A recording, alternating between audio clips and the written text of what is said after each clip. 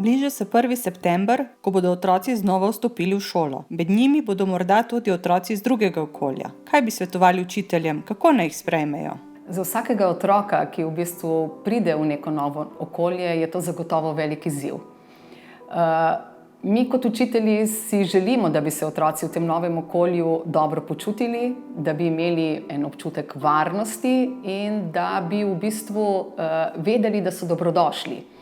Zato jim pripravimo dan dobrodošlice, ne glede na to, odkot otrok prihaja. Ali je to otrok, ki prihaja morda samo iz sosednje šole, ali je otrok, ki prihaja z Maribora, je to otrok, ki prihaja z Kosova, je to otrok, ki prihaja z Makedonije.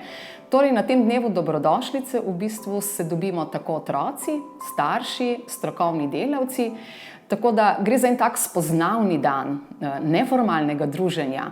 Hkrati pa tudi otrokom predstavimo šolo, šolski program, predstavimo morda tudi učitelje, razrednike, tako da se nekako v tem novem okolju otrok tistega 1. septembra že nekoliko počuti domačega.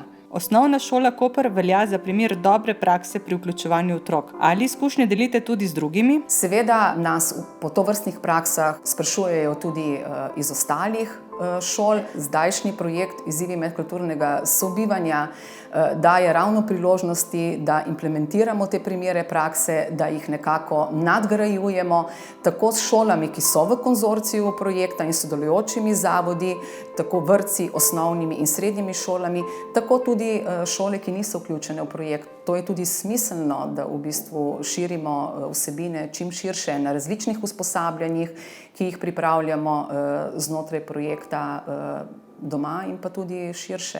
Prakso predstavljamo sedaj na mnogih konferencah, posvetih tudi v tujini. Imate morda konkretne napotke recimo za učitelje matematike ali biologije, ki vedo, da se jim bodo jeseni pridružili učenci iz tujine? Zagotovo je to za učitelja res velik izziv.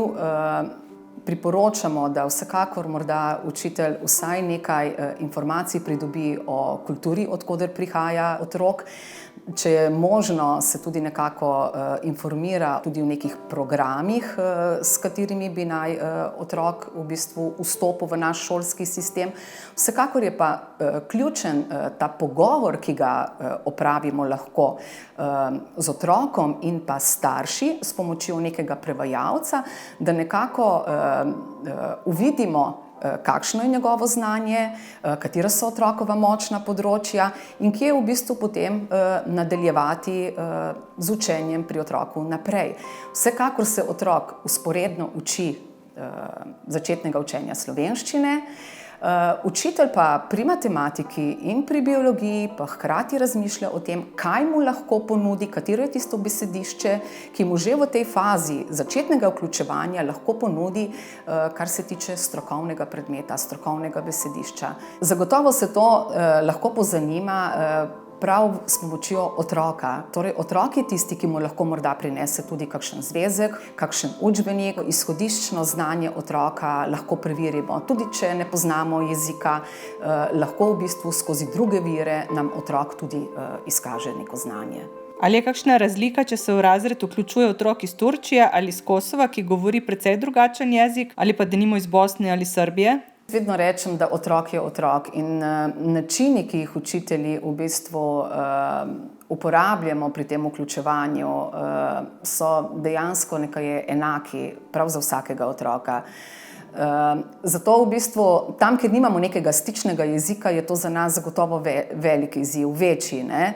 Pa vendarle to še ne pomeni, da otrok iz Bosne ali pa otrok iz Hrvaške bolje lahko razume jezik, kot pa nekdo, ki prihaja iz Kosova. Ja, ta jezik komunikacije, sporazumevanja, ja, vendar učni jezik je zagotovo težak tako za otroka, ki pride iz Kosova, kot za otroka, ki pride iz Bosne.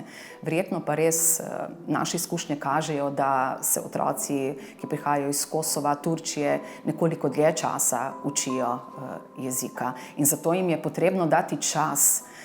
Potrebno jim je dati tudi to obdobje tišine, ko otrok ne govori, ne zato, ker ne bi želel, ampak enostavno nabira te izkušnje, uči se jezika, tudi z nekim molkom, nekega dne pa kar spregovori. Tako da ta proces traja zelo različno pri posameznem otroku.